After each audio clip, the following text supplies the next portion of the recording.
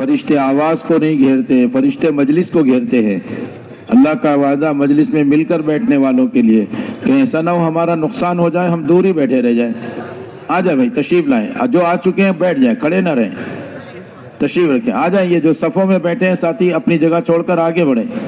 ہر نماز میں، ہر عمل میں ساتھی اطاعت کے ساتھ رہیں گے تو سب کام آسان ہو جائے گا۔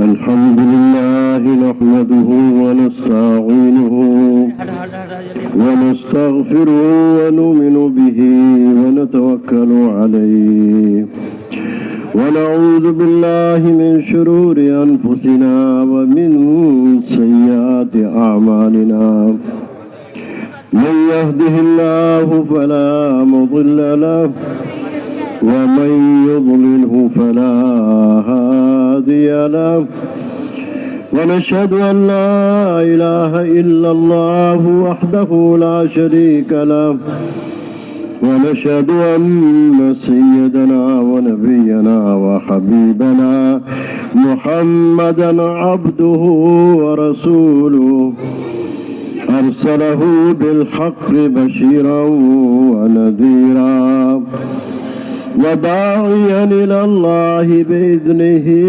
وسراجا منيرا وصلى الله تعالى على خير خلقه محمد وآله وأصحابه وبارك وسلم تسليما كثيرا أما بعد فأعوذ بالله من الشيطان الرجيم بسم الله الرحمن الرحيم وعنده مفاتح الغيب لا يعلمها إلا هو ويعلم ما في البر والبحر وما تسقط من ورقة إلا يعلمها ولا حبة في ظلمات الأرض ولا رطب ولا يابس إلا في كتاب مبين وقال الله سبحانه وتعالى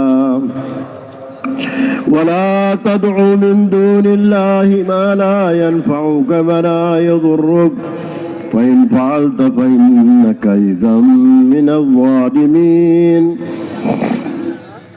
وإن يمسسك الله بضر فلا كاشف له إلا هو وإن يردك بخير فلا راد لفضله يصيب به من يشاء من عباده وهو الغفور الرحيم وقال النبي صلى الله عليه وسلم من قال لا إله إلا الله مخلصا دخل الجنة قيل وما إخلاصها قال أن تحجزه عن محارم الله وقال النبي صلى الله عليه وسلم المؤمنون هينون لينون كالجمل الآنف إن قيد إن قاد وإن أنيخ على صخرة استناخ وقال النبي صلى الله عليه وسلم لا يؤمن أحدكم حتى يكون هواه تبعا لما جئت به أو كما قال عليه الصلاة والسلام۔ قابل احترام بزرگوں اور بھائیوں، بات توجہ دھیان سے سننی ہے اور بیان کے دوران میں ہماری نظر نیچی نہیں ہونا چاہیے، نظر کو ادھر رکھیں جہاں سے بات ہو رہی ہے، تب تو بات کچھ سمجھ میں آ جائے گی، سمجھ میں آ جائے گی تو کچھ کرنا اور کرانا بھی آسان ہو جائے گا۔ اللہ ہم سب کے جمع ہونے کو قبول فرمائے۔ میرے بزرگوں اور بھائیوں، اللہ جل جلالہ و عم نوالہ نے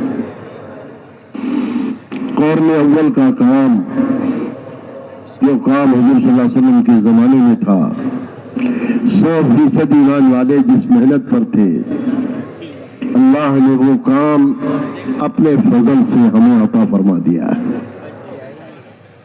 کسی ایک بندے کے رونے پر اتنا بڑا کام اللہ کی طرف سے منظور ہوا ہے۔ یہ امت، اس کے اوپر ذمہ داری ہے، اللہ تعالیٰ کی طرف سے اس امت پر ذمہ داری ڈالی گئی ہے، اور اللہ جل جلالہ عم نوالہ نے اس امت کو خیر امت فرمایا ہے۔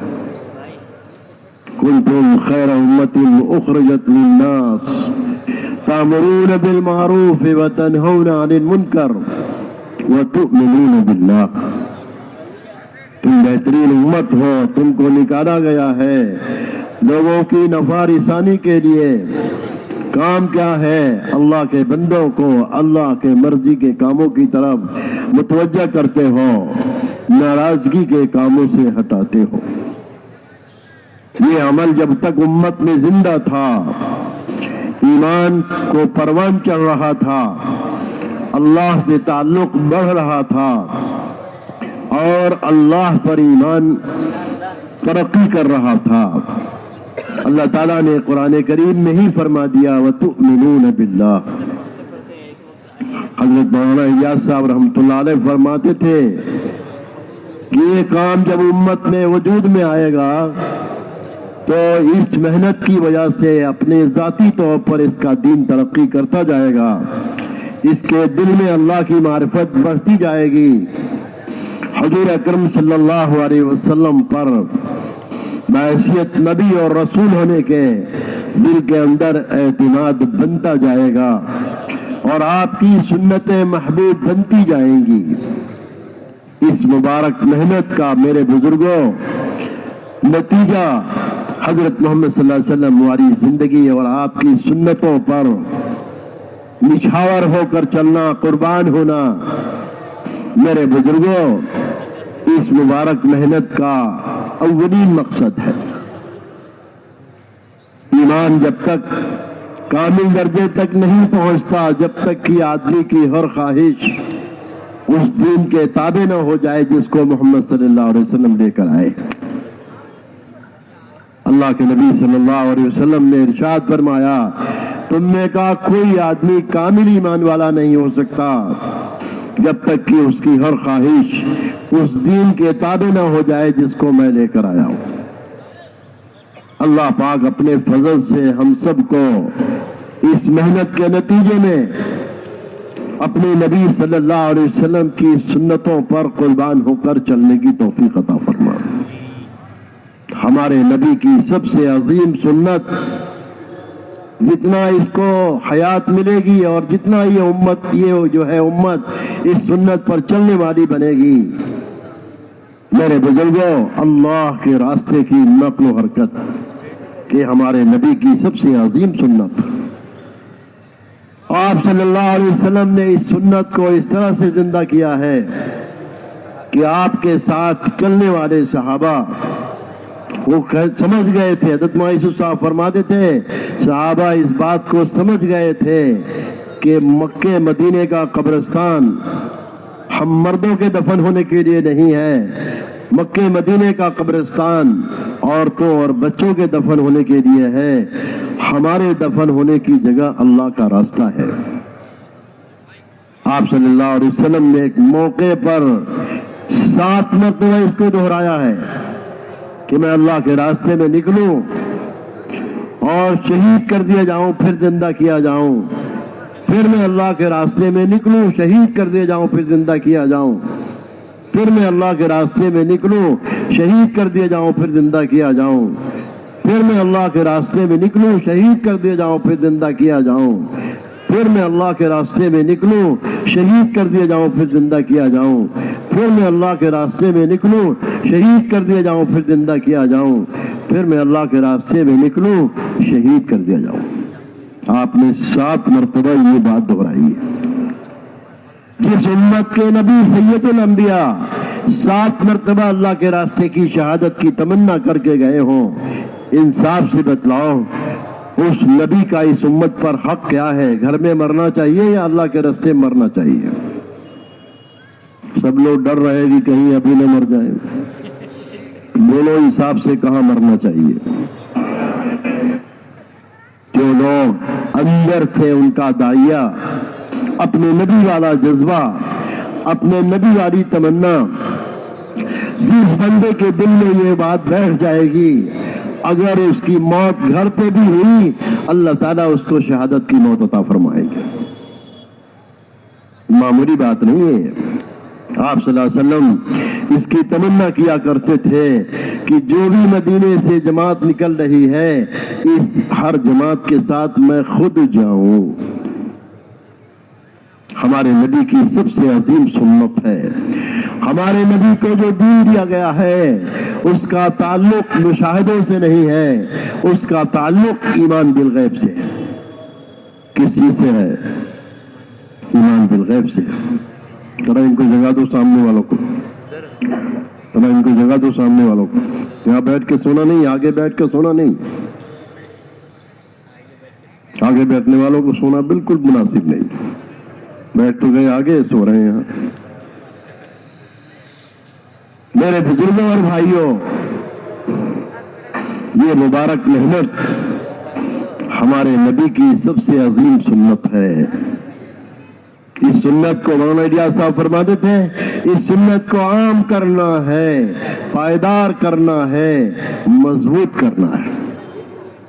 और नियमों की तरह से एक एक सहाबी, हर एक का दाइया और जज्बा अल्लाह के रास्ते में मरने का था। मौलाना यूसुफ साहब इसको दोहराया करते थे। एक एक सहाबी ये समझ गए थे, मक्के मदीने का कब्रिस्तान ये औरतों बच्चों के दफन होने के लिए है, हम मर्दों के दफन होने के लिए नहीं। हज्जतुल विदा में 2 लाख के करीब का मजमा था। अल्लाह के नबी सल्लल्लाहु अलैहि वसल्लम ने अरफात के मैदान में इतना लंबा खुतबा दिया है और यही अलविदाई खुतबा था। आप सल्लल्लाहु अलैहि वसल्लम हज्जतुल विदा के बाद अपनी उम्मत के दरमियान में चंद महीने और चंद दिन उम्मत के दरमियान में रहे, दुनिया से तशरीफ ले गए। आप सल्लल्लाहु अलैहि वसल्लम ने इतना लंबा खुतबा दिया है कि उलमा फरमाते हैं, अगर आपके अरबी वाले खुतबे की वजाहत करने के लिए 1000 वाज की मजलिस कायम की जाए तो वो खुतबा का हक अदा न होगा।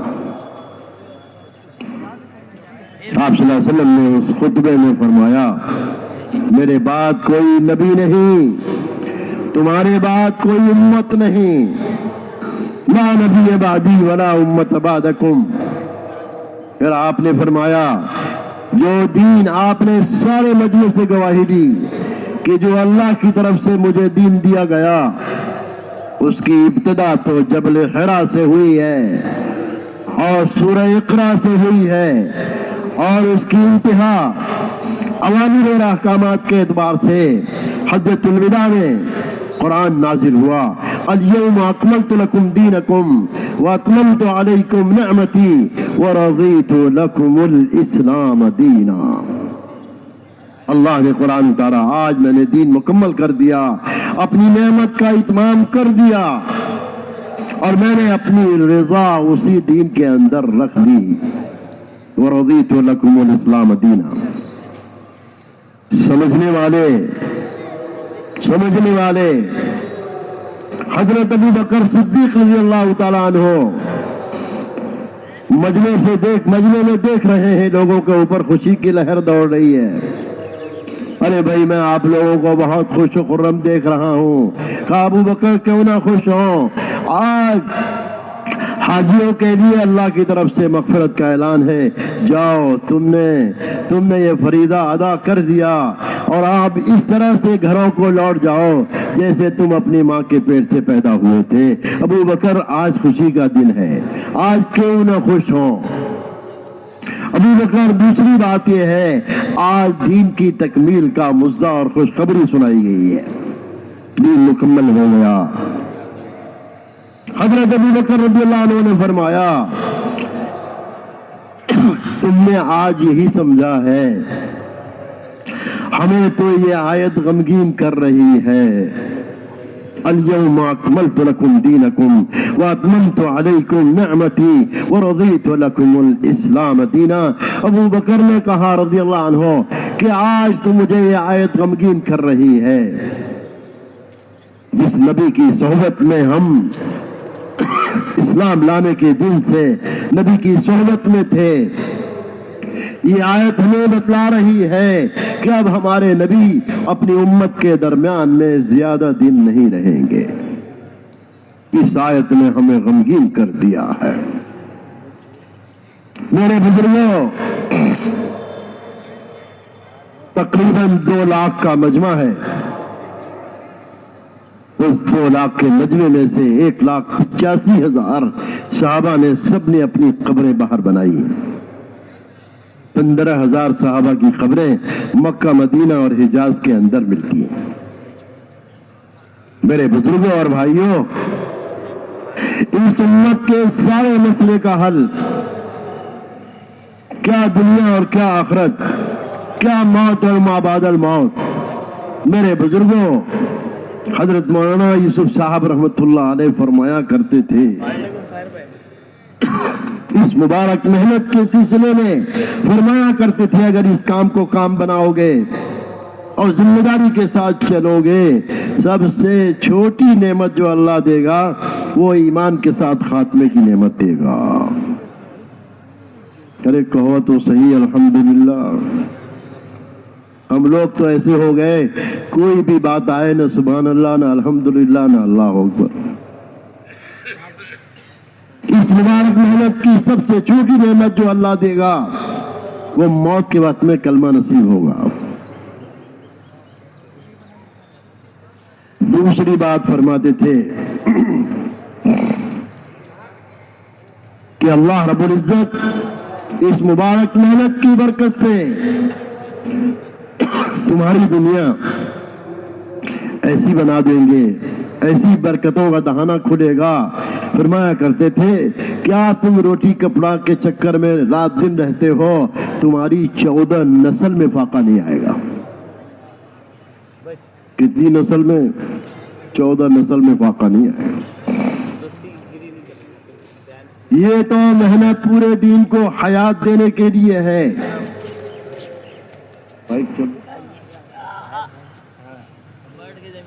یہ محنت پورے دین کو حیات دینے کے لیے ہے.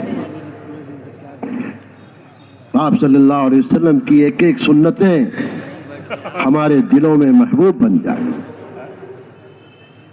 پورا دین، پورا کا پورا دین ایک ایک کلمہ پڑھنے والے کی زندگی میں آ جائے اور آپ صلی اللہ علیہ وسلم کی ایک ایک سنت ہمارے دلوں میں محبوب بن جائے.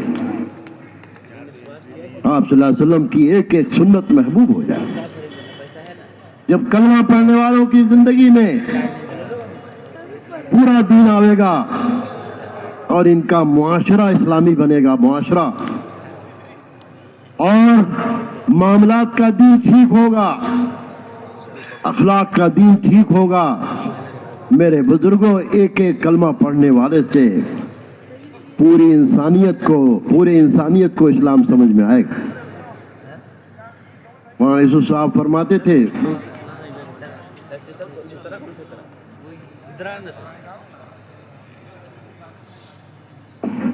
حضرت مولانا یوسف صاحب رحمۃ اللہ علیہ فرمایا کرتے تھے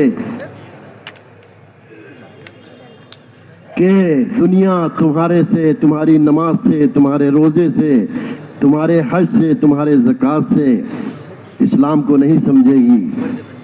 دنیا اگر اسلام کو سمجھے گی تو تمہارے اخلاق کے دین سے، معاملات کے دین سے، معاشرت کے دین سے دنیا اسلام سمجھے. ہمارے نبی جناب رسول اللہ صلی اللہ علیہ وسلم کی ایک ایک سنتیں ہمارے دلوں میں محبوب بن جائیں. آپ صلی اللہ علیہ وسلم کی ایک ایک سنت پر ہم عمل کرنے والے بنیں. آپ کا لایا ہوا دین جس قدر امت کے دلوں میں آئے گا، آپ کا لایا ہوا دین جس قدر ہماری زندگیوں میں اترے گا، میرے بزرگوں، اس مبارک دین کی جو برکت ہوگی میرے بزرگوں، ان نسل در نسل کے کھانے پینے کا مسئلہ حل ہوگا۔ اللہ تعالیٰ نے حضرت موسیٰ علیہ السلام کو بھیجا تھا حضرت خضر کے پاس۔ حضرت خضر نے 3 کام ایسا کیا جو موسیٰ علیہ السلام کو سمجھ میں نہیں آیا۔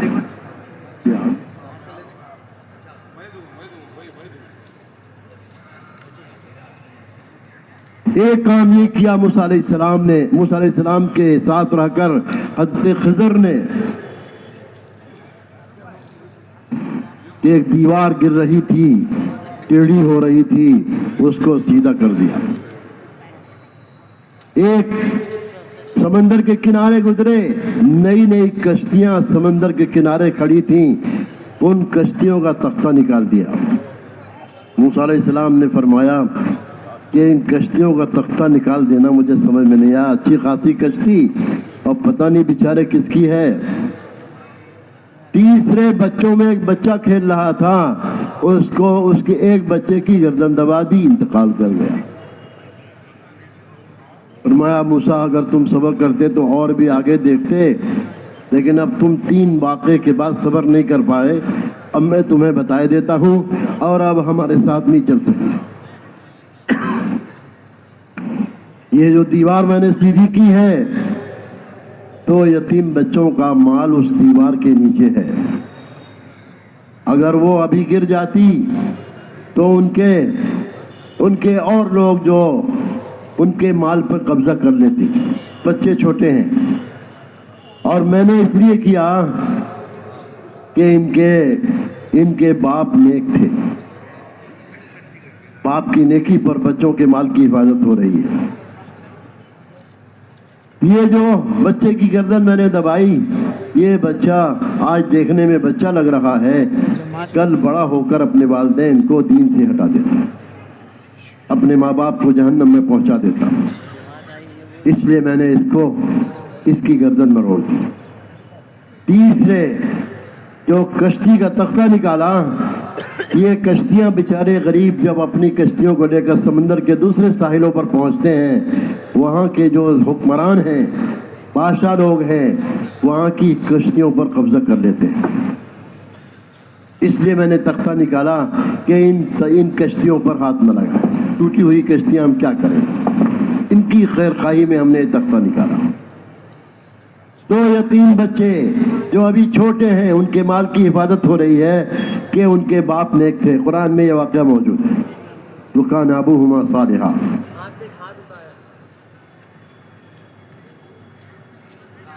مفسرین نے لکھا ہے کہ ان دونوں یتیم بچوں کے باپ میں ڈائریکٹ ان کے باپ نیک نہیں تھے، یہ خوبی 7 پشت اوپر ان کے دادا میں کسی میں یہ خوبی تھی، نیک تھے، ان کی برکتیں ابھی تک چل رہی ہیں۔ 7 پشت اوپر ان کے باپ داداؤں میں کوئی نیک تھا۔ مولانا یوسف صاحب فرماتے تھے سیرت کی روشنی میں کام ذمہ داری سے کریں گے اور دین کو زندہ کرنے کی فکر کریں گے، اپنے گھر سے لے کر پورے عالم تک میرے بزرگوں برکت کا دہانہ کھلے گا۔ اللہ تعالیٰ اپنے نبی کو فرما رہے ہیں، اے میرے نبی، آپ اپنے گھر والوں کو نماز کا حکم کیجئے اور خود بھی اس کی پابندی کیجئے۔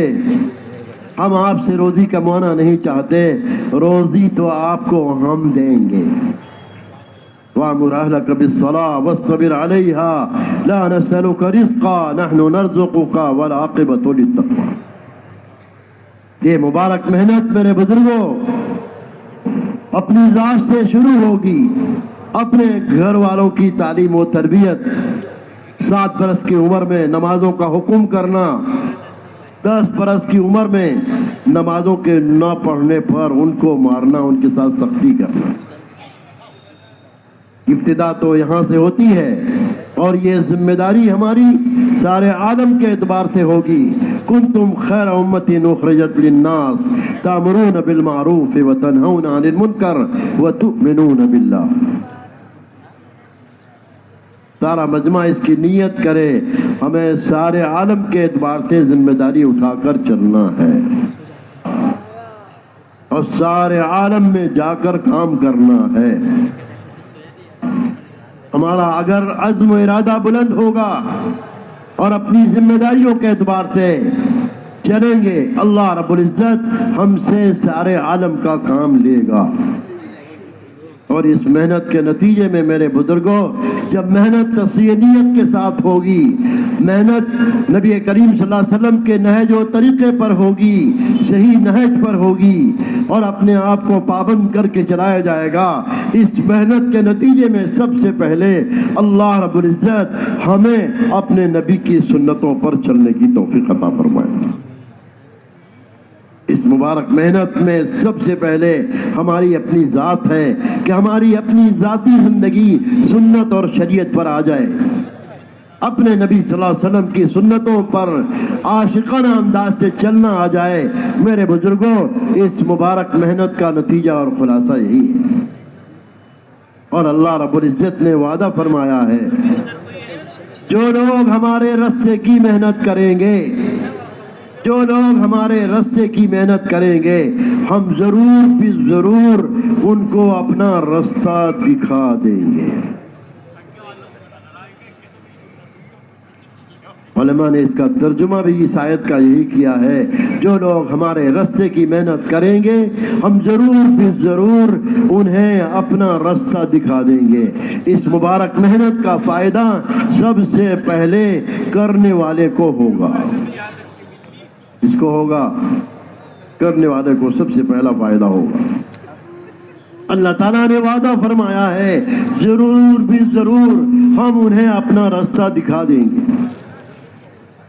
میرے بزرگوں اور بھائیوں، 100% صحابہ جو کامیاب ہوئے ہیں، حضرت محمد صلی اللہ علیہ وسلم کی کامل تابعداری اور آپ کی سنتوں پر عاشقانہ انداز سے زندگی گزارنے کی وجہ سے اللہ تعالیٰ نے انہیں عزت عطا فرمائی۔ صحابہ خود کہتے ہیں، ہم لوگوں میں سب سے زیادہ ذلیل لوگ تھے، اللہ نے اسلام کی وجہ سے ہمیں عزت عطا فرمائی۔ انا کنا اذل الناس اعزنا اللہ بالاسلام۔ حضرت عمر رضی اللہ تعالیٰ عنہ فرمایا کرتے تھے،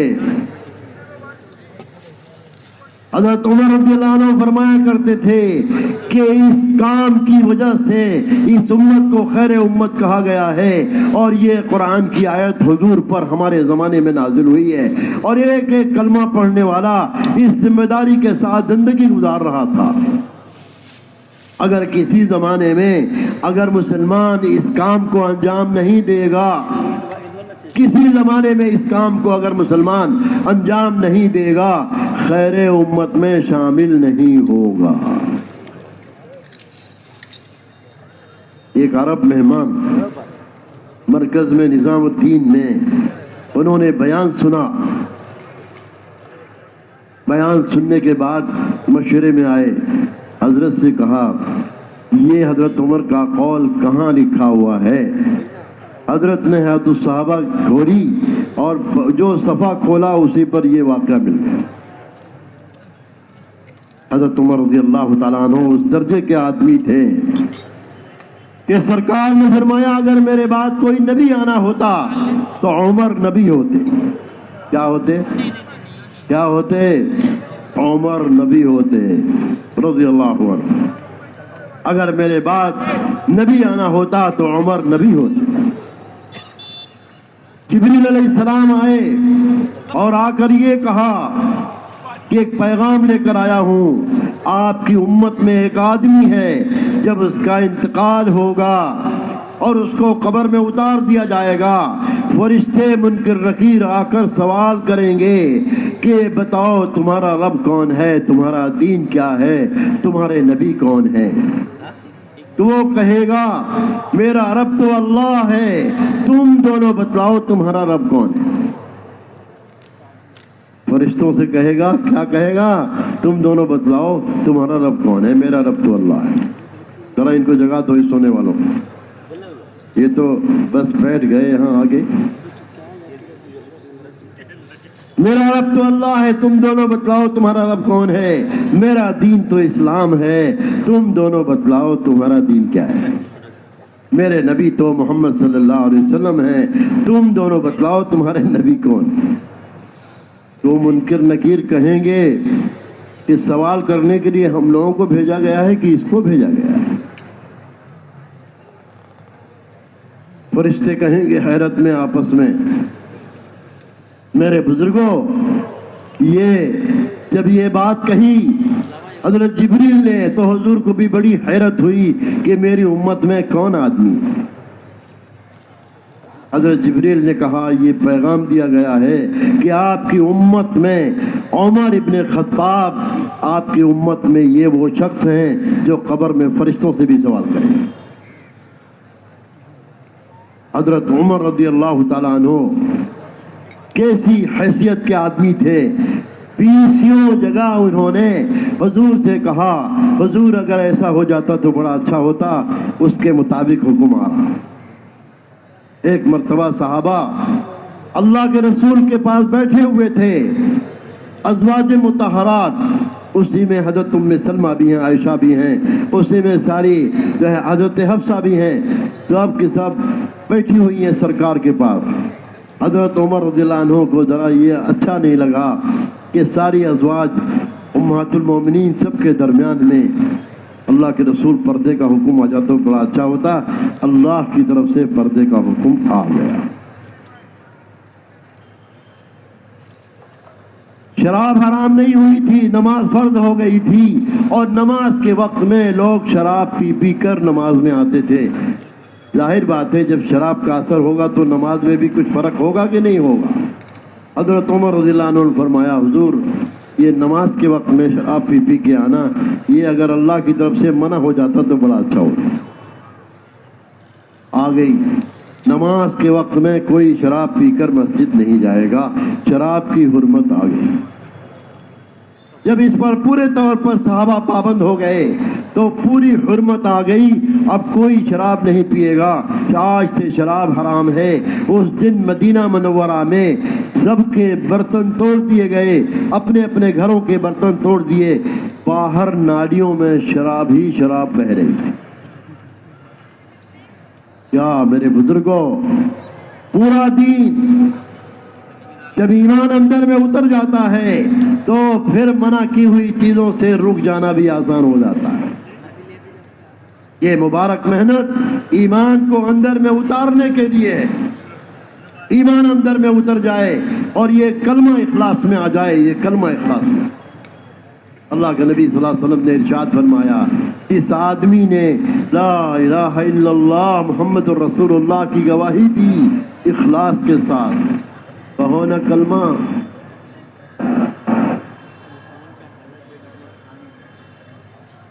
جس آدمی نے اس کلمے کو کی گواہی دی اخلاص کے ساتھ وہ جنت میں داخل ہو۔ صحابہ نے عرض کیا اللہ کے رسول کلمے کا اخلاص ہے کیا؟ آپ نے فرمایا یہ کلمہ اپنے پڑھنے والے کو حرام کاموں سے روک دے۔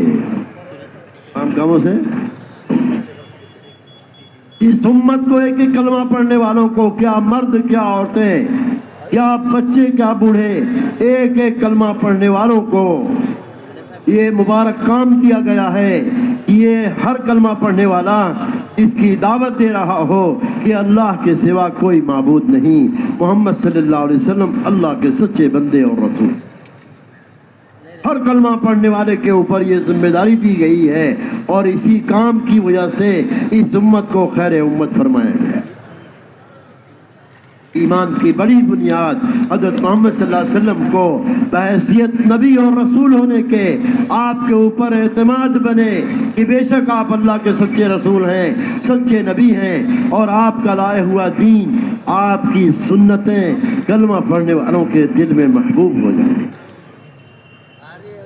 8 چیزیں اللہ نے گنائی ہیں قرآن میں، یہ 8 چیزیں قرآن میں اللہ نے گنائی ہیں۔ اس محنت کے راستے سے ان 8 چیزوں کی محبت کو اندر نیچے کرنا ہے، اور اللہ اس کے رسول کی اور اللہ کے راستے کی محبت کو اوپر لانا ہے۔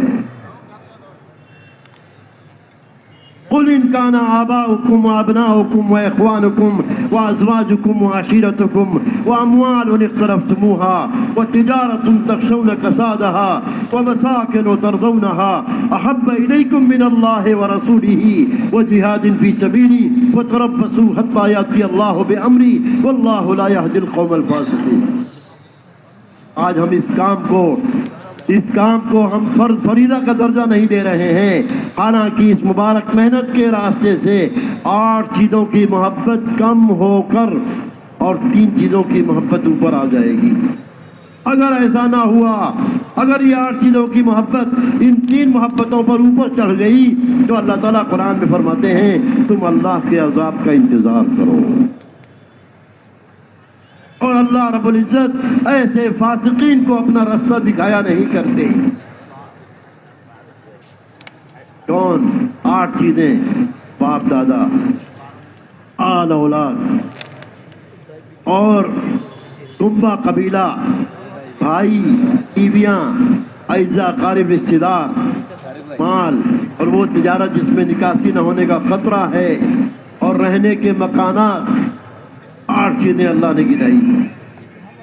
اگر یہ 8 چیزیں تمہارے دلوں میں زیادہ محبوب بن گئیں اللہ کی محبت سے، اللہ کے رسول صلی اللہ علیہ وسلم کی محبت سے اور اللہ کے راستے کی محبت سے، اگر یہ 8 چیزوں کی محبت غالب آ گئی، اوپر آ گئی، تو تم اللہ کے عذاب کا انتظار کرو.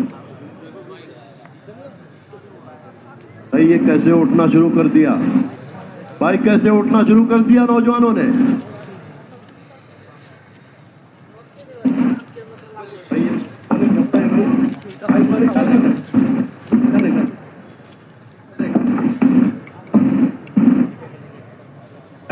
بیٹھ جائیے، اٹھیے نہیں.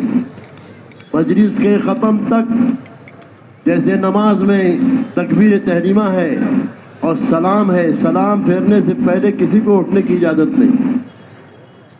بیٹھے رہیے، بیٹھے رہیے.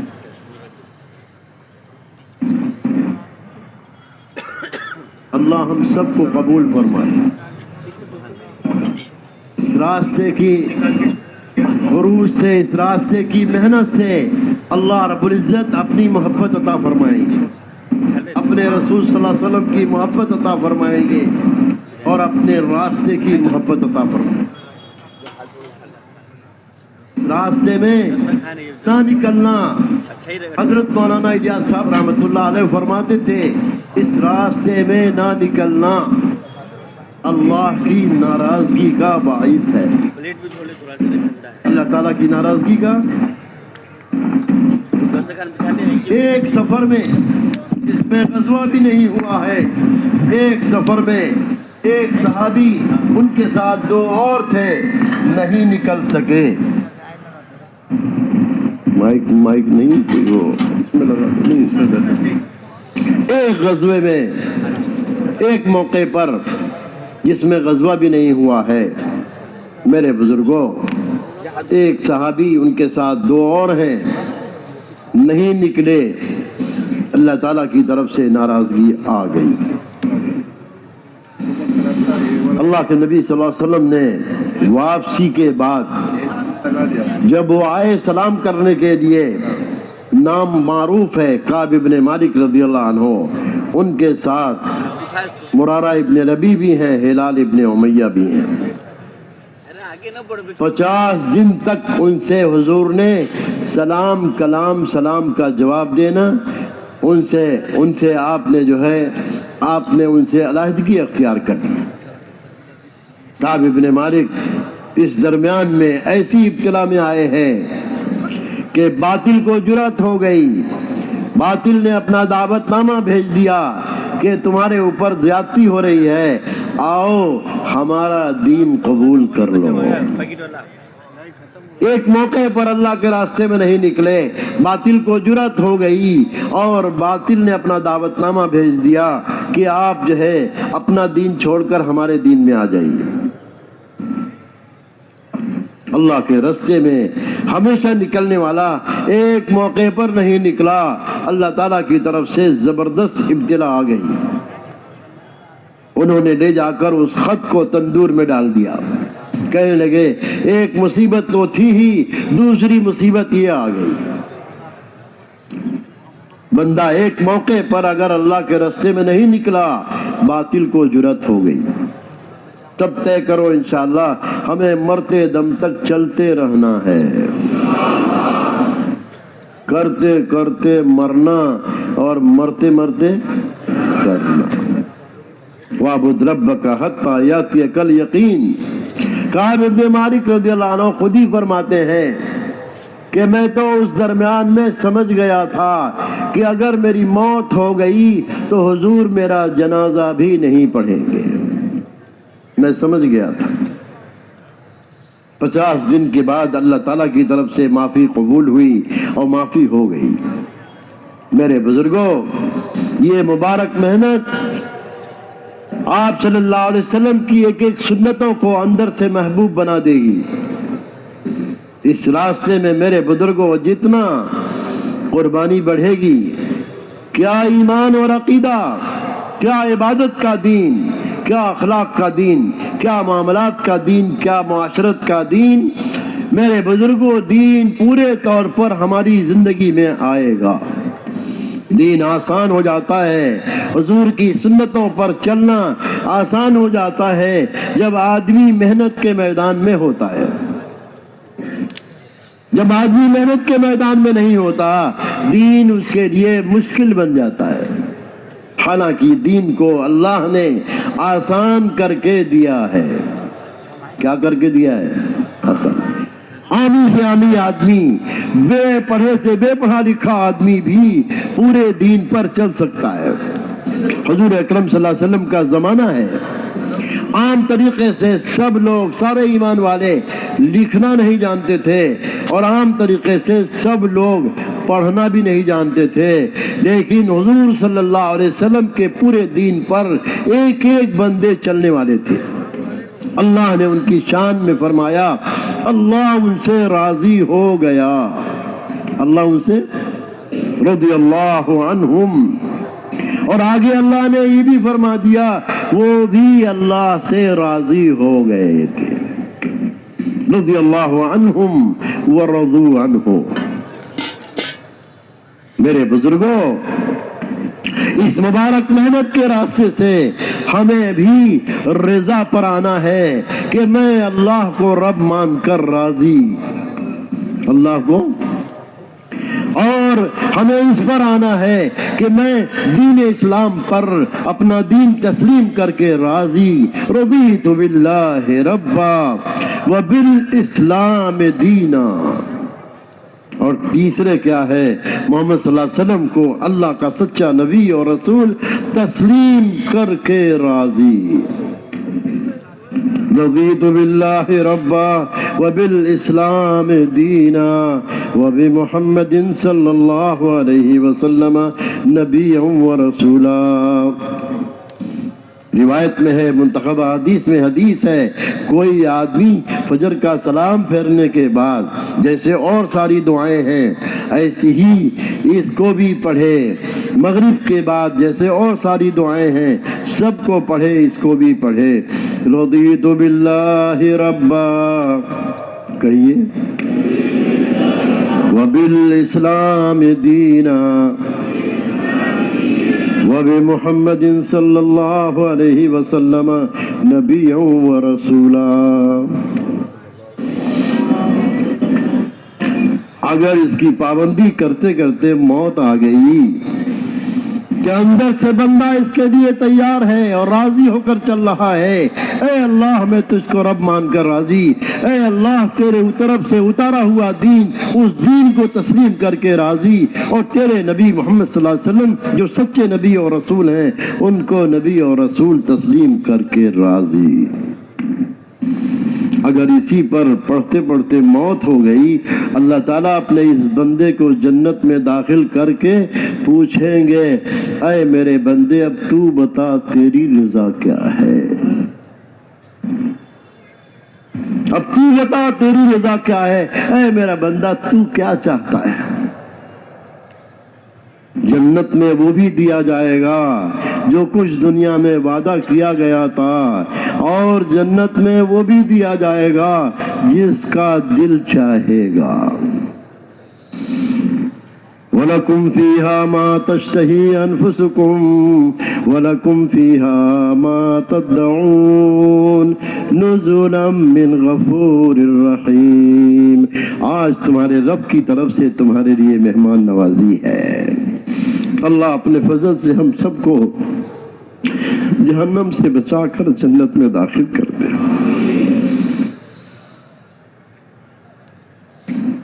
जिसको जहन्नम की आग से बचा लिया गया और जन्नत में दाखिल कर दिया गया वो कामयाब हो गया। कुल्लु नफ्सिन ज़ाइक़तुल मौत व इन्नमा तुवफ़्फ़ौना उजूरकुम यौमल क़ियामा फमन ज़ुहज़िहा अनिन नारि व उदख़िलल जन्नत फ़क़द फ़ाज़ वमल हयातुद दुनिया इल्ला मताउल गुरूर। हर नफ्स को मौत का मजा चखना है और हर आदमी के किए हुए का बदला चुकाया जाएगा। जिस आदमी को जहन्नम से बचा लिया गया और जन्नत में दाखिल कर दिया गया वो कामयाब हो गया। जहन्नम से बचाकर जन्नत में दाखिल कर दिया गया तो वो कामयाब हो गया। और दुनिया की जिंदगी सिवाय धोखे के और कुछ भी नहीं है। दुनिया की जिंदगी धोखा ही धोखा है। अल्लाह ने कुरान करीम में बार बार, कुरान ईमान को बढ़ा देने वाला कलाम है। ईमान वाला जब अपनी मेहनत पर होगा ईमानी सिफात उजागर होगी। अल्लाह ने कुरान में फरमाया मोमिन तो वो लोग हैं, इन्नमल मोमिनून अल्लज़ीना इज़ा ज़ुकिरल्लाहु वजिलत क़ुलूबुहुम, कि ईमान वाले तो वो लोग हैं जब उनके सामने अल्लाह का नाम आ जाता है उनके दिल डर जाते हैं। क्या हो जाते हैं? इन्नमल मोमिनून अल्लज़ीना इज़ा ज़ुकिरल्लाहु वजिलत क़ुलूबुहुम, कि ईमान वाले तो वो हैं जब उनके सामने अल्लाह का नाम आ जाता है उनके दिल डर जाते हैं, और जब उनके सामने कुरान की आयतें पढ़ी जाती हैं उनका ईमान बढ़ जाता है। क्या हो जाता है? कुरान किसका कलाम है? कुरान अल्लाह की ज़ात आली से निकला हुआ कलाम है। और सारा का सारा दीन कुरान के जरिए नबी को दिया गया है। सारा का सारा दीन कुरान के जरिए नबी को दिया गया है। जनाब नबी करीम सल्लल्लाहु अलैहि वसल्लम ने उम्मत को मदीना में हिजरत के बाद उम्मत को मस्जिद से जोड़ा है। सारे लोग अपनी कमाइयों में जरूर जाते थे, अपनी माश में जरूर जाते थे, लेकिन 8-8 घंटे 10-10 घंटे आधा दिन और आधी रात मदीने के मुहाजिरीन साहबा मस्जिद की तरतीब बनाए हुए थे। आज हम लोग भी इसको तय करें, इस मेहनत के जरिए कहा जा रहा है हमें 8-8 घंटे मस्जिद की तरतीब बनानी है और सबकी बनवानी है, खुद करना और दूसरों से कराना। 8-8 घंटे सबके पास फारिग हैं। मौलाना यूसुफ साहब हिसाब लगाकर समझाते थे 8 घंटा कारोबार को दे दो, सरकारी नौकरी में भी 8 घंटे से ज्यादा टाइम नहीं लिया जाता। 8 घंटा कारोबार के लिए हो गया, खेती बाड़ी के लिए हो गया, खेती बागात के लिए हो गया, अपने रोटी रोजी माश का काम। सरकार दो आलम सल्लल्लाहु अलैहि वसल्लम ने हर मुहाजिर के लिए उनको 5 लाइन का ताउन कराया। एक तो सबसे पहले उनको ठिकाना दिया गया, दूसरे उनकी शादी कराई गई, तीसरे उनको दीन सिखाया गया, चौथे उनको इस्लामी कपड़ा पहनाया गया, पांचवें उनको किसी थोड़े से माश के काम में लगाया गया ताकि किसी के सामने हाथ न फैलाए। मेरे बुजुर्गों, महाजरीन सहाबा थोड़ा सा वक्त अपने घर पर भी देते थे, अपने माश में भी जाते थे, ज्यादा वक्त हुजूर की मजलिस में।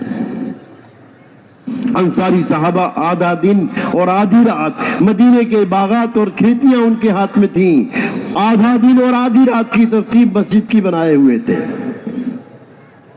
मेरे बुजुर्गों, अल्लाह रब्बुल इज्जत ने اس جماعت سے وہ کام لیا ہے کہ آج آسانی کے ساتھ پورا دین جو قرآن کے ذریعے آیا میرے بزرگوں ہم تک پہنچا ہے، اور ایک جماعت بن کر صحابہ نے کام کیا ہے، ایک مشورے سے پوری امت چلی ہے۔ مولانا یوسف صاحب فرماتے تھے آج اس زمانے میں ایک ایک کلمہ پڑھنے والوں کو اس مبارک محنت کے راستے سے ایک مشورے کے ساتھ چلائے جانے کی کوشش چل رہی ہے، سب ایک مشورے سے جڑے اور پوری امت ایک جماعت بن کر چلے۔ اس زمانے میں نہ ماننے والوں پر حجت تام ہو گئی، اور دوسرے دین کی امانت جو قرآن کے ذریعے آئی تھی وہ امانت بعد میں آنے والوں کو پہنچی۔ فرمایا کرتے تھے حضرت مولانا یوسف صاحب رحمۃ اللہ علیہ، اگر آج اس زمانے میں یہ امت ایک جماعت بن کر چلی، نہ ماننے والوں پر حجت تام ہوگی اور یہ دین کی امانت آگے آنے والی نسلوں میں پہنچے گی۔ اللہ کا فضل و کرم ہے، اللہ تعالیٰ نے اس مبارک محنت میں ایسی شکل ظاہر فرما دی، کیا شافعی، کیا مالکی، کیا حنبلی، کیا حنفی، سب ایک ساتھ محنت میں چل رہے ہیں، کہو الحمدللہ۔ ورنہ اس زمانے میں محنت نہ ہونے کی وجہ سے مسلکوں کے اختلاف میں دوری بن گئی تھی، اللہ نے اس مبارک محنت کی وجہ سے سب کو ایک جماعت بن کر چلنے والا بنایا۔ میرے بزرگوں اس مبارک کام میں ہم اپنا تھوڑا سا جو ہے وہی لگائیں گے، اللہ رب العزت اس کی برکتیں نسلوں تک چلائیں گے، آپ کی نسلوں تک اس کی برکت جائے گی، نسل در نسل۔ میں نے عرض کیا مفسرین نے لکھا ہے ان دو یتیم بچوں کے مال کی حفاظت اللہ تعالیٰ کس سے کرا رہے ہیں؟ حضرت خضر سے کرا رہے ہیں۔ دیوار ٹیڑھی تھی سیدھی کرا دی، اور کیا بتایا؟ وَقَانَ أَبُوهُمَا صَالِحًا، ان دونوں یتیم بچوں کے باپ نیک تھے۔ مفسرین نے لکھا ہے ڈائریکٹ ان کے باپ نیک نہیں تھے، ان کے آبا اجداد میں 7 پشت اوپر نیک تھے، ان کی نیکی کا اثر چل رہا ہے۔ اس لیے میرے بزرگوں یہ مبارک محنت پورے دین کو زندہ کرنے کے لیے ہے، اور سب سے پہلے اس مبارک محنت کا اثر محنت کرنے والوں کو دیا جائے گا، اور سب سے پہلے اس کا صلہ ان کو ملے گا۔ اس مبارک محنت کی برکت سے ہماری اپنی زندگی سنت و شریعت والی بنے گی۔ آپ صلی اللہ علیہ وسلم کہ ایک ایک طریقے پر آپ دیکھو، داہنے ہاتھ سے پانی پینا، کہ بھئی آج امت میں کمزوری ہے کہ نہیں الٹا سیدھا کام کرنے کا؟ ارے ہے کہ نہیں؟ حضرت مولانا صاحب بیمار چل رہے تھے، ایک دن حکیم صاحب آئے، ڈاکٹر صاحب آئے، کہنے لگے آج بہت اچھے آپ نظر آ رہے ہیں، آپ کی طبیعت بہت ٹھیک ہے، آج کیا دوا کھا لی، کون سی دوا کھائی؟ فرمایا آج میں نے کوئی دوا نہیں کھائی، بس ایک آدمی الٹے ہاتھ سے پانی پینے کے لیے ہاتھ بڑھایا تو ایک صاحب نے اس سے کہا ارے بھائی داہنے ہاتھ سے پیو۔ اس آدمی کے اس عمل پر منع کرنے والے اور صحیح رہبری کرنے والے کے عمل نے میری صحت پر اثر ڈال دیا ہے، میری طبیعت اتنی ٹھیک ہو گئی۔ فرمایا اب اس امت میں روکنے والے سمجھانے والے پیدا ہو گئے، اس کی وجہ سے مجھے خوشی ہو رہی ہے اور میری طبیعت ٹھیک ہو گئی ہے۔ ایک دیکھنے میں داہنے ہاتھ سے پانی پینا، بائیں ہاتھ سے پانی پینے والے کو توکنے والے سمجھانے والے پیدا ہو گئے۔ میرے بزرگوں اس مبارک محنت کے راستے سے اس امت کا ایک ایک مسلمان دائی بن کر چلے۔ کرنے والی ذات اللہ کی ہے، کرنے والی ذات، نفع نقصان، عزت ذلت، کامیابی اور ناکامی، موت اور حیات، خوشی اور غمی کا حال سب کچھ اللہ تعالیٰ کی طرف سے ہے۔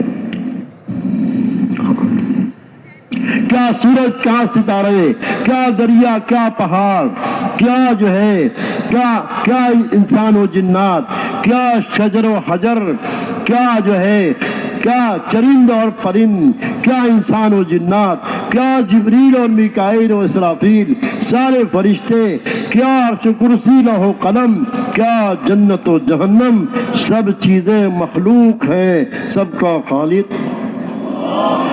ان کو جگہ دو، یہ بھی کہہ دیں اللہ خالق ہے،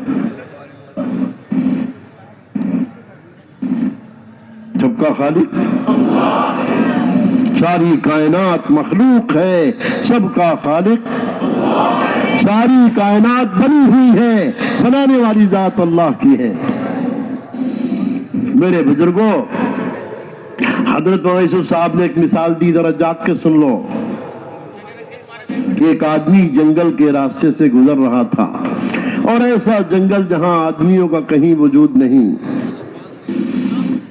چلتے چلتے وہ بھی کچھ گنگناتے ہوئے جا رہا تھا۔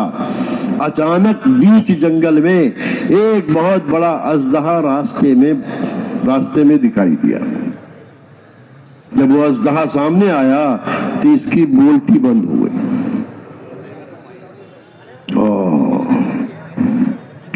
اتنا بڑا اس کا سر ہے، اتنا بڑا اس کا منہ ہے کہ اگر ذرا سا منہ کھول دے اور ذرا سا اپنے قد و قامت کو اینٹھ دے تو میرا سارا جسم اس کے منہ میں چلا جائے گا۔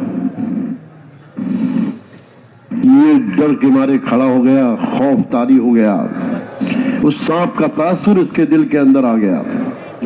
پیچھے سے ایک صاحب آئے، کہنے لگے صاحب کیوں کھڑے ہیں، کیا بات ہے؟ کہا جی اتنا بڑا اژدہا، کہا آپ کو معلوم نہیں ہے کل یہ اژدہا مار دیا گیا ہے، زندہ نہیں ہے۔ اچھا، ایک دم اس کے اندر کا خوف اندر سے نکل گیا۔ اب یہ سانپ زندہ نہیں ہے، سانپ کیا ہے؟ مردہ ہے۔ حضرت مولانا یوسف صاحب فرماتے تھے جس طرح سے اس اژدہے کا تاثر دل میں آیا تھا، جب یہ خبر مل گئی کہ وہ مردہ ہے، ایک دم اس کے دل سے تاثر نکل گیا۔ ایسے ہی ساری کائنات، ساری مخلوق جس کو ہم زندہ سمجھ رہے ہیں، سب اس مردہ سانپ کی طرح سے ہے۔ کیسی ہے؟ مردہ سانپ کی طرح سے۔ اب اس کا تاثر دل سے نکل گیا۔ یہ ساری کائنات کا جو نظام ہے، اس نظام کو کون چلا رہا ہے؟ ساری کائنات کا نظام اللہ تعالیٰ کے امر کے تابع ہے۔ اگر مردہ سانپ کی طرح سے ساری کائنات کا تاثر دل سے نکال دو گے تو اللہ تعالیٰ 3 نعمتیں دیں گے۔ دعا طاقتور ہو جائے گی۔ کیا ہو جائے گی؟ اللہ کے سامنے ہاتھ پھیلانا اور اللہ تعالیٰ سے اپنی ضرورتیں کہنا، یہ آسان ہو جائے گا۔ دعا قبول ہوگی، دعا جاندار ہو جائے گی۔ دوسری بات فرماتے تھے کہ نماز پڑھو گے تو تمہاری نیت باندھنے کے بعد نماز بھی جاندار ہو۔ ساری چیزوں کا تاثر جب دل سے نکل جائے گا تو بتاؤ دعا طاقتور ہوگی کہ نہیں ہوگی، اور نماز جاندار ہوگی کہ نہیں ہوگی۔ تیسری بات فرماتے تھے قرآن پڑھو گے تو قرآن کے ایک ایک حرف سے ہدایت ملے گی۔ قرآن ہدایت ہے۔ اللہ نے قرآن میں فرمایا شہر رمضان الذی انزل فیہ القرآن ھدی للناس وبینات من الھدی والفرقان۔ رمضان کے مہینے میں یہ قرآن آسمان دنیا پر اتار دیا گیا شب قدر کی رات میں۔ لوح محفوظ سے قرآن اللہ کا کلام ہے، اللہ کی ذات عالی سے نکلا ہوا کلام ہے، اور قرآن ہدایت ہے۔ قرآن کیا ہے؟ الیاس صاحب فرماتے تھے قرآن جب پڑھنے بیٹھا کرو تو ہدایت کی نیت کر لیا کرو، ہدایت کی نیت سے قرآن پڑھا کرو۔ فرماتے تھے میں نے بہت لمبے تسبیحات اور اذکار پورے کیے، لیکن رات کے وقت میں تہجد میں قرآن دیکھ کر پڑھنا، اس سے جو دل پر اثر ہوا ہے وہ کسی چیز سے نہیں ہوا۔ کیوں؟ قرآن کس کا کلام ہے؟ اللہ کی ذات عالی سے نکلا ہوا کلام ہے۔ شهر رمضان الذي انزل فيه القرآن هدى للناس وبينات من الهدى والفرقان. پورا قرآن اللہ کی ذات عالی سے نکلا ہوا ہے اور پورا دین قرآن کے ذریعے آیا ہے. حضرت صلی اللہ علیہ وسلم جیسے جیسے قرآن نازل ہوتا اپنی امت کو پورا دین سمجھاتے. حضور صلی اللہ علیہ وسلم کی حدیثیں قرآن کی تفسیر ہیں. آپ صلی اللہ علیہ وسلم کی حدیثیں قرآن کی تفسیر ہیں. اور صحابہ وہ لوگ ہیں جن کے بارے میں اللہ نے رضی اللہ عنہم ورضوا عنہ فرمایا جیسے جیسے دین آیا ہے ویسے ویسے ان کی زندگی میں آیا ہے کہ بھئی جیسے ان کو اللہ کی رضا ملی ہے ہم کو بھی ملے گی کہ نہیں ملے گی. محنت کے میدان میں تھے, اول دن سے محنت کے میدان میں تھے اور اول دن سے داعی بن کر چل رہے تھے. اللہ کی طرف دعوت دینا, محمد صلی اللہ علیہ وسلم کی رسالت کی طرف دعوت دینا, اول دن سے داعی بن کر چل رہے تھے. طفیل ابن عمرو دوسی شاعر تھے اور ان کو خبر ملی کہ ایک شخص ہے جو اپنے کو نبی کہتے ہیں, نبوت کا دعویٰ کرتے ہیں. ان کے بارے میں جب خبر ملی لوگوں نے کہا دیکھو جا رہے ہو پتہ لگانے کے لیے, لیکن کان میں اگر ان کی آواز پہنچے گی تو تمہارے دل پر اثر کرے گی. یہ دعوت حق ہے اور سچ ہے. کیا ہے؟ لا الہ الا اللہ محمد الرسول اللہ کی دعوت ہے.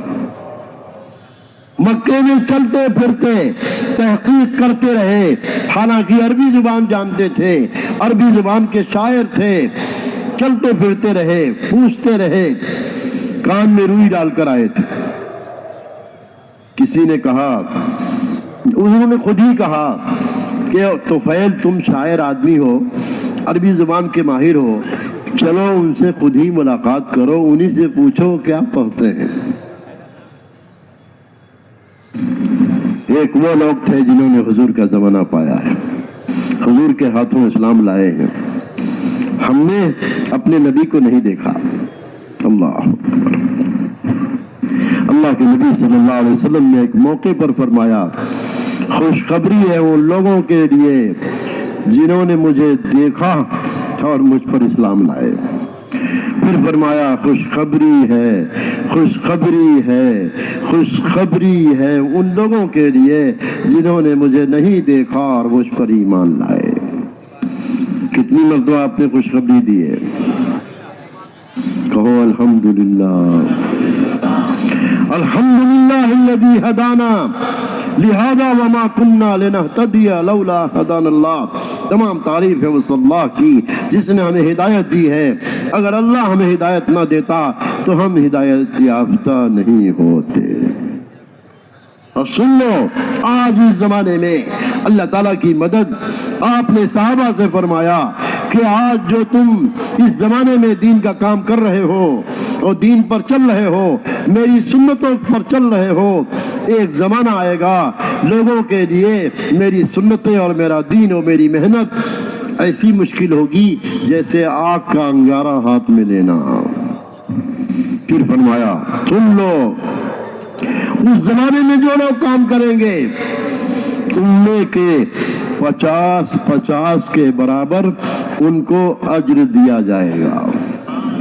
50 صحابی کے برابر اجر دیا جائے گا. حضرت مولانا صاحب رحمۃ اللہ نے یہ بات بیان میں کہی.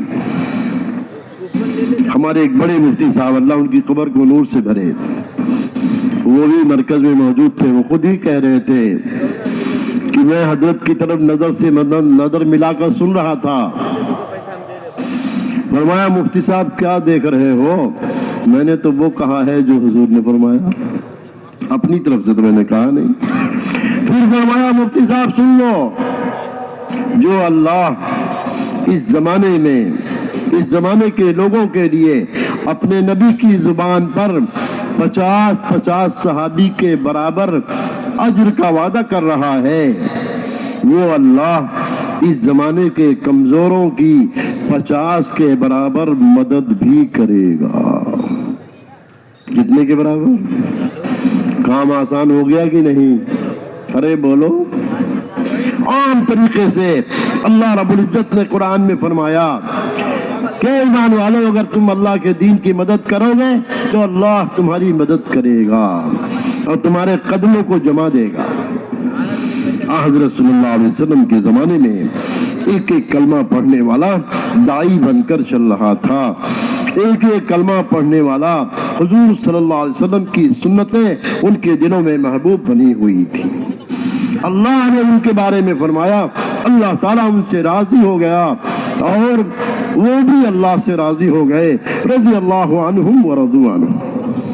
तुफैल इब्न अम्र दौसी हुजूर के पास गए हरम में। हुजूर नमाज पढ़ रहे थे, हरम में दाखिल हुए, मस्जिद में दाखिल होते ही कान की रुई निकाल के फेंकी।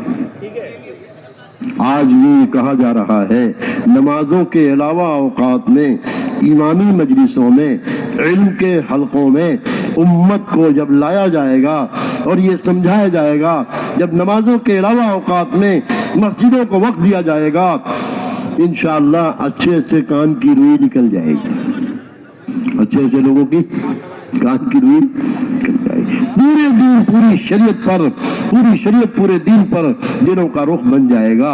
अल्लाह ने मस्जिद के माहौल में वो खूबियां रखी हैं, वो खैर रखी है। हदीस के अंदर आता, अल्लाह के नबी सल्लल्लाहु अलैहि वसल्लम ने इरशाद फरमाया, जब तुम किसी को देखो कि वो मस्जिद में जाने आने का आदी है, उसके ईमानदार होने की गवाही दे दो। मालूम होता है मस्जिद का माहौल अल्लाह पर ईमान को बढ़ाएगा, आखिरत पर ईमान बढ़ाएगा।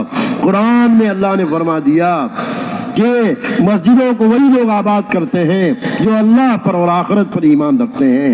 इन्नमा यामुरु मसाजिदल्लाहि मन आमन बिल्लाहि वल यौमिल आखिर। तुफैल इब्न अम्र मस्जिद में दाखिल हुए, हुजूर सलाम फेर कर फारिग हुए। कहा, आप किस बात की तरफ लोगों को दावत देते हैं?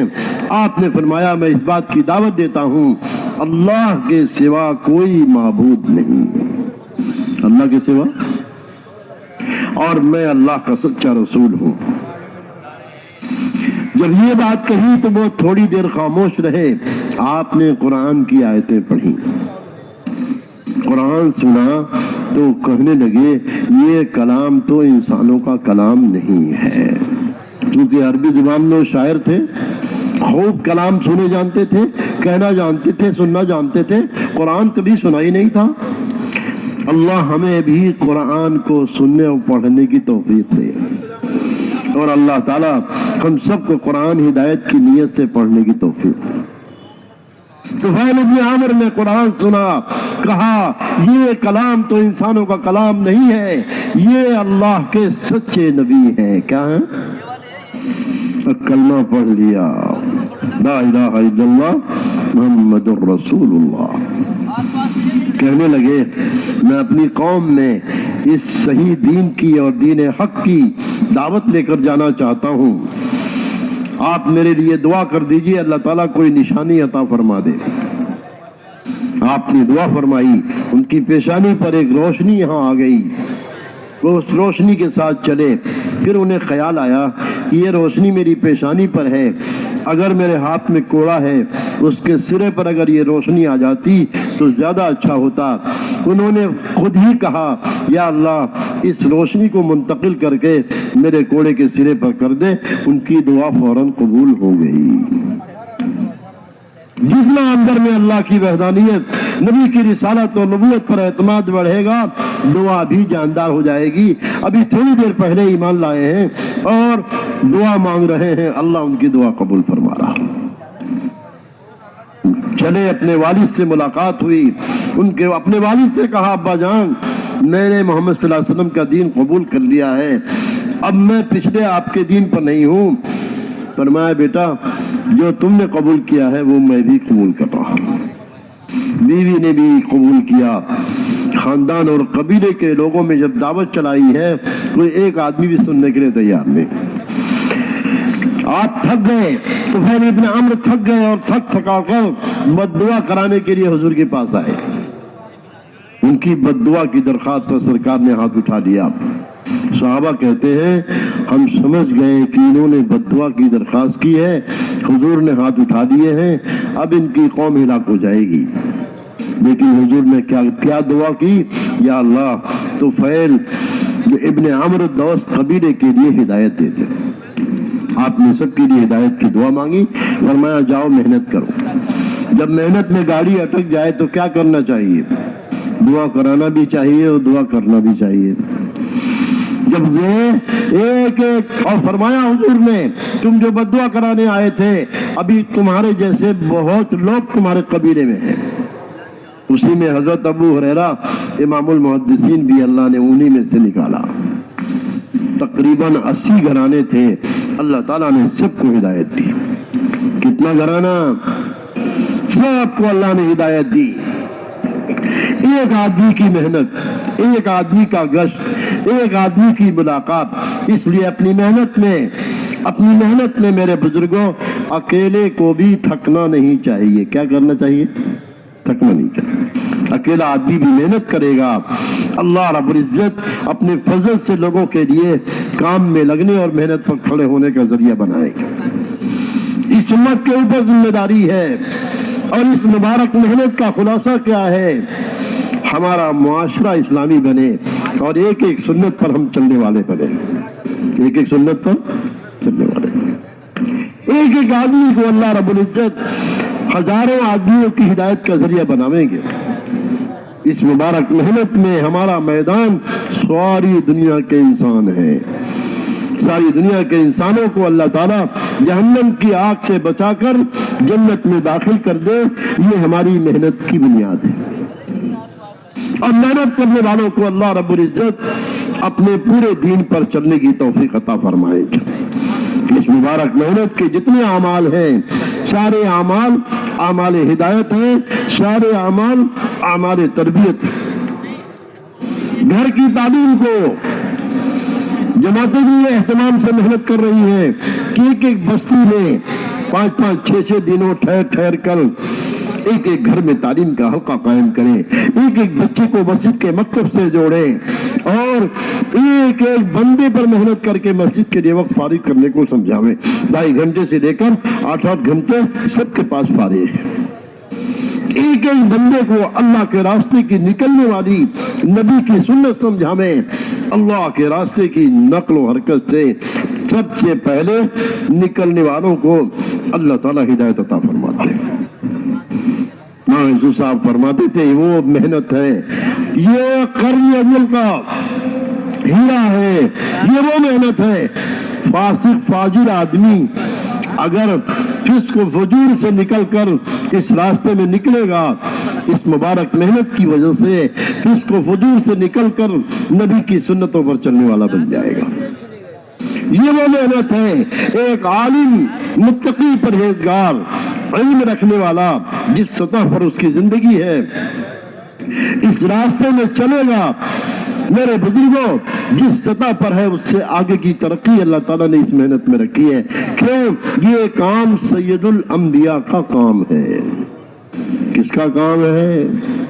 سید الانبیاء جناب رسول اللہ صلی اللہ علیہ وسلم کا کام ہے. سنتیں محفوظ ہو جائیں گی. گھروں کی تعلیم کی برکت سے بچے گھر کے دائی بن جائیں گے. منکر کی نفرت بچوں کی دلوں میں آ جائے گی. بچیوں کو اپنے دین پر استقامت ملے گی. اس مبارک محنت کے نتیجے میں میرے بزرگوں ہر چھوٹے بڑے کو اپنے دین پر جمنا نصیب ہوگا, اپنے دین پر استقامت نصیب ہوگی. سنتیں دل میں محبوب بن جائیں گی. حضرت صلی اللہ علیہ وسلم کی سنتیں محبوب بن جائیں گی. اس لیے میرے بزرگوں اور بھائیوں ہمیں اس مبارک محنت کو اپنی زندگی کا جز بنانا ہے, بلکہ مقصد بنانا ہے. کیا کرنا ہے؟ مقصد بنا کر چلنا ہے. اس مبارک محنت سے نسلیں آباد ہوگی. اس مبارک محنت کی برکت سے دین کو حیات ملے گی. میرے بزرگوں اس مبارک محنت کے راستے سے ہمارا ماحول و معاشرہ اسلامی بنے گا. نبی کی سنتیں دلوں میں محبوب بنیں گی اور دنیا میرے بزرگوں دنیا ان کے دلوں میں اللہ کی معرفت آئے گی. دنیا کے دلوں میں محمد صلی اللہ علیہ وسلم کی رسالت اور نبوت کی صداقت دل کے اندر اترے گی. اس محنت کے راستے سے. اس لیے میرے بزرگوں ہمیں طے کرنا ہے کہ ہمیں اس مبارک کام کو مرتے دم تک کرنا ہے. ہاں، اور ہر سال کے 6 مہینے اس محنت میں لگانے ہیں. 6 مہینہ آدھا دے دو اپنی کمائیوں کو مقامی کام کے ساتھ اور آدھا لگا دو خروج کے ساتھ. 4 مہینے اللہ کا فضل و کرم ہے پوری دنیا میں 6 مہینہ اللہ کے راستے میں پھرنے کا ماحول تیار ہو رہا ہے. 4 مہینے اللہ کے راستے میں پھرنا. میرے بزرگوں عامی سے عامی صحابی سالانہ 4 مہینے اللہ کے راستے میں پھرا کرتے تھے. فرماتے تھے 40 دن کا جو عدد ہے نا قرآن میں زیادہ عورتوں سے متعلق ہے. کس سے؟ 40 دن کا جو عدد ہے کیا ہے؟ عورتوں سے متعلق ہے. 4 مہینہ صحابہ کے سالانہ حساب میں اللہ کے راستے میں 4 مہینہ پھرنا میرے بزرگوں یہ سیرت میں موجود ہے. تو مردانہ ترتیب پر چلیں گے کہ زنانہ ترتیب پر چلیں گے؟ ارے بولو نا. سالانہ 4 مہینے ہمیں اللہ کے راستے میں پھرنا ہے. ٹھیک ہے نا. اور 2 مہینہ چونکہ یہ کام کار نبوت ہے اور 2 مہینہ اپنے صدر مقام مرکز سے جڑ کر چلنا ہے تاکہ ہم اپنے بڑوں کی نگرانی میں چلیں. یہ کام کار نبوت ہے. کیا ہے؟ کام کار نبوت ہے. کام میں اپنے بڑوں کی نگرانی میں چلنا ضروری ہے. بڑوں کی نگرانی میں چلیں گے کام میں صحیح چلتے رہیں گے. مرتے دم تک کام میں صحیح چلتے رہیں گے.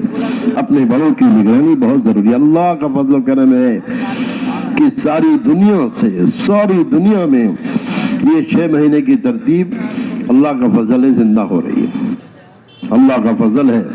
لوگ اہتمام سے اپنے صدر مقام سے جڑ کر چلنے والے بن رہے ہیں. اب پوری امت ایک جماعت بن کر چلنے والی بن جائے. آگے یہ اللہ کی طرف سے خوب جو ہے یہ واضح طور پر یہ جو ہے دکھایا جا رہا ہے کہ امت اب دوبارہ قرن اول کی طرح سے ایک جماعت بن کر چلنے والی بنے گی. ہاں، اس لیے میرے بزرگوں اور بھائیوں یہ سارا مجمع اس کو طے کرے کہ انشاءاللہ ہمیں سالانہ 6 مہینہ اللہ کے راستے میں پھرنا ہے اور 6 مہینہ اپنے مقامی کام کے ساتھ. حضرت مولانا صاحب فرماتے تھے مشغولی کے زمانے میں گھر کا ایک آدمی اللہ کے راستے میں رہے. مشغولی کے زمانے میں گھر کے ایک آدمی اللہ کے راستے میں رہے اور فرصت کے زمانے میں ایک آدمی گھر پہ مقامی کام کے ساتھ گھر کا کام دیکھے. باقی جتنے بالغ مرد ہیں سب اللہ کے راستے میں رہے. پھر دیکھیں گے کیسی اللہ کی طرف سے کیسی نصرت, کیسی غیبی مدد, ہمارے سارے کاموں میں کیسی غیبی مدد شامل حال ہو رہی ہے. اللہ کا فضل ہے. ایک ایک سال کے لیے علماء کی جماعت, ایک ہی گھرانے کی علماء کی سال دوسرے سال کی جماعت ایک گھرانے سے نکل کے گئی. ایک ہی جماعت میں باپ بیٹے دونوں سال کی جماعت میں نکل کر گئے. ابھی اللہ کا فضل ہے چاروں طرف سے علماء کرام. مولانا صاحب نے اپنے زمانے میں, کیونکہ علماء امت کے لیے انجن ہے. کیا ہے؟ بغیر انجن کے کہیں گاڑی چلتی ہے؟ ڈبوں کو بھی اسٹیشن پر ڈھکیلنے کے لیے انجن ہی لے کے جاتا ہے. علماء کے لیے 3 سال اللہ کا فضل ہے کہ ایک ایک جوڑ سے, ایک ایک اجتماع سے 50 علماء, 5 جماعتیں دوسرے سال کے لیے, پہلا سال لگا چکے, دوسرے سال کے لیے تیار ہو کر, تیسرے سال کے لیے تیار ہو کر, ماشاءاللہ تیار ہو کر اپنا نام پیش کر رہے ہیں اور تیار ہو کر لوگ آ رہے ہیں. کبھی جب نقل و حرکت امت میں زندہ ہوگی تو دین کو حیات ملے گی کہ نہیں ملے گی؟ नक़्ल व हरकत उलमा भी, मस्जिदों से उम्मत की आवाम का उलमा से इख्तिलात हो, उलमा मसलों को वक्त दे रहे हों। जब उलमा के दरमियान में ये उम्मत चलेगी तो हर काम दीन का आसान होता चला जाएगा। पूछ पूछ कर चलने का मिजाज होगा, उलमा का आवाम के साथ इख्तिलात होगा, उम्मत की आवाम इल्म की रोशनी में चलने वाली बनेगी। मेरे बुजुर्गों, इल्म के बगैर हम अपने दीन पर नहीं चल सकते, इसलिए एहतमाम के साथ इस मुबारक मेहनत को पूरी उम्मत में जिंदा करने की जरूरत है। इस मजमे में जितने उलमा हैं, अगर 1 साल लगा हुआ है तो खड़े होकर बताएं कि इंशाअल्लाह हम दूसरे साल के लिए तैयार हैं। खड़े होकर बताएं दूसरा साल। जिनका दूसरा साल लग गया है वो तीसरे साल का इरादा करें कि इंशाअल्लाह हम तैयार हैं, अपने तीसरे साल की हमारी जमात तैयार हो रही है। माशाअल्लाह, देखिए उलमा खड़े हैं। दूसरा साल, पहला साल जी, 5 महीने, तीसरा साल। अल्लाह कबूल फरमाए। और फरमाइए, और फरमाइए जी। तीसरे साल के लिए तैयार है माशाअल्लाह। 2 साल हो गए, दूसरे साल के लिए तैयार है, साल में चल रहे हैं। और फरमाइए, और फरमाइए। जो साल में चल रहे हैं ऐसे उलमा बहुत मौजूद हैं यहाँ, अपने दूसरे साल का भी इरादा पुख्ता करें कि इंशाअल्लाह जी। माशाअल्लाह, देखिए खड़े हो रहे हैं उलमा, सब खड़े हो रहे हैं कि इंशाअल्लाह हमें दूसरा साल भी लगाना है। अल्लाह बेहद कबूल फरमाए, अल्लाह बेहद कबूल फरमाए। और फरमाइए, और फरमाइए। मजमा बैठा रहे, 100% मजमा बैठा रहे। हम सबको इस काम को अपनी जिंदगी का काम बनाना है, ठीक है ना। अब ऐसे वो लोग जो 3 मरतबा 4 महीना लगा चुके हैं, अब बैरून का इरादा करके खड़े हो जाएं।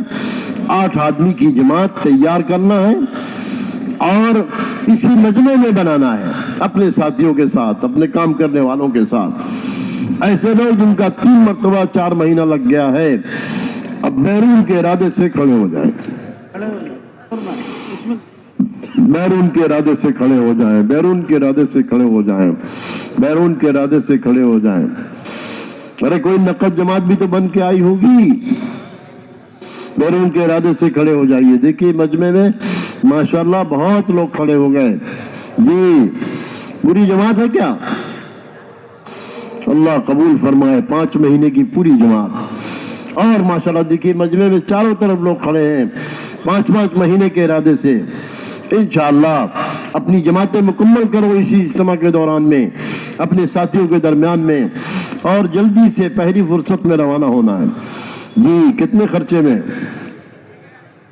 1 लाख जी, 1 लाख, 5 लाख माशाअल्लाह, 5 लाख जी, 1 लाख जी, जी 1 लाख जी। फरमाइए ये 3 लाख। और फरमाइए इधर वाले 2 लाख। अल्लाह बेहद कबूल फरमाए। आप सब लोग तय करो, इंशाअल्लाह हमें भी सारी दुनिया में जाना है। बैठ जाइए, बैठ जाइए। अब इस मजमे में 4-4 महीने के लिए जरा मजमे में खड़े हो जाइए कि इंशाअल्लाह हमें यहीं से नकद अल्लाह के रास्ते में जाना है। 4-4 महीने के लिए खड़े हो जाओ। इज्तिमा कामयाब। मौलाना यूसुफ साहब फरमा देते हैं हम मजमा जमा करते ही हैं सबको रवाना करने के लिए, बिखेरने के लिए, दीन के तकाजों पर बिखेरने के लिए। वाह वाह वाह वाह। अरे कितना बड़ा मजमा माशाअल्लाह। नकद निकलने वालों का मजमा बहुत खड़ा हो गया। अरे कहाँ वापस घरों को जाना है, यहीं से नकद अल्लाह के रास्ते में चलो। अजी वाह। आप हजरात की जमातें मुकम्मल हो गई जी, मुकम्मल हो गई, जमातें मुकम्मल हो गई। सबको अपने तश्कील, हर हल्के वाले साथी अपने अपने हल्के की सारी तश्कीलों को तश्कील के शोबे से जरा गुजार लें ताकि जमात बंदी हो जाए और जमातों का रुख भी तय हो। अपने अमीर मामूर के साथ जमातें रवाना हो। ठीक है भाई, हर खित्ते वाले, हर हल्के वाले इसकी फिक्र करेंगे। अल्लाह बेहद कबूल फरमाए, अल्लाह ताला बेहद। बैठ जाओ थोड़ी देर और, थोड़ी देर और बैठ जाओ। अभी हमारी अगली मजलिस 10 बजे से होगी। हाँ 10 से हाँ, जमात जितने हल्के लगने हैं तालीम के 10 से पहले पहले सब साथी फिक्रमंद हो जाएं, हर हल्के वाले। और जिनको जिनको तालीम कराने में तय किया गया है, जरा वो लोग अपनी जगह से तख्त की तरफ आ जाएं। यहाँ तख्त पर उनको आना है। जो जिनको तालीम कराना है, ऐसे साथी, ऐसे उलमा, वो सब करीब आ जाएं तख्त पर, उनसे मुज़ाकरा होना है इंशाअल्लाह। तालीम कराने वालों से तालीम के हल्के कायम होंगे 10 बजे। सारे मजमे को इंशाअल्लाह बावजू होकर चाश की नमाज पढ़कर हल्के में जुड़ जाना है। ठीक है भाई? और अभी ये मजमा तश्कील की पूरी फिक्र करे 100%। कोई एक आदमी भी ऐसा न बचे जो अल्लाह के रास्ते में जाए। हर आदमी को जो है फिक्र करनी है। और इशराक की नमाज भी पढ़ो और पूरी फिक्र से 10 बजे से पहले सब अपने अपने हलकों में तालीम के हलके कायम करें। अल्लाह ताला बेहद कबूल फरमा।